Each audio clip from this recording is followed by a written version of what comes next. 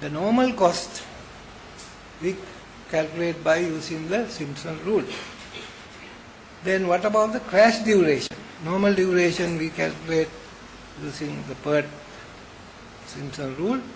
What about the crash duration? Now for that we are using cunning methods. That's what is required in mathematics. You know, all these things are cunning tricks people do to solve problems. So when you are managing things, one has to be very cunning. So my friend told I was head of an institute. I have been always using cunning tricks to get over fine solution. That I think I learned from mathematics. So here the cunning trick we are playing is what? So you know crash cost, normal cost, you know normal duration, what you get for the crash duration. You know now for the crash duration we use the optimistic value that we got from the Peirce. That's the idea. So that was capital simple A, I think. So those four terms will give you the cost slope for each activity on the balance activities on the critical path. So if I take that example from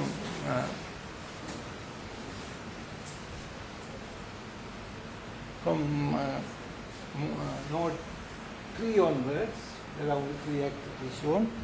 So which one to start crashing or accelerating first? For that what we do is get the what you call the, something is not coming here, that's the thing. So we calculate the cost slope for each of the balance activities. So there are 3 activities in this small example. If you crash, if you want to crash, now the cost slope is given in the last column. For the activities 3 to 4, it will give you 32 fit value. For the activity 4 to 5, it gives you 1.5. So start with the activity which has the smallest cost slope. So start with activity 1 to 5. But you can't accelerate it to any amount. You can only activate that to the optimistic value of the duration. That was something like 3 there, you can go back. You can only crash up to that.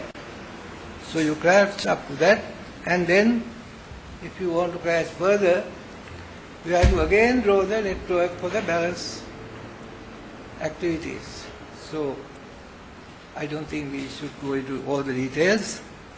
So as our previous speaker said, you can meet me or read our paper, how to go to the next. In this example, you can take the next one as this. So if you want to crash by say 3 units of time, this will allow you, I think, 2, and you can go to the other 3 to 4 and crash that also. So that will give you all the crash estimations to crash a project or accelerate a project. So let me conclude by conclusion.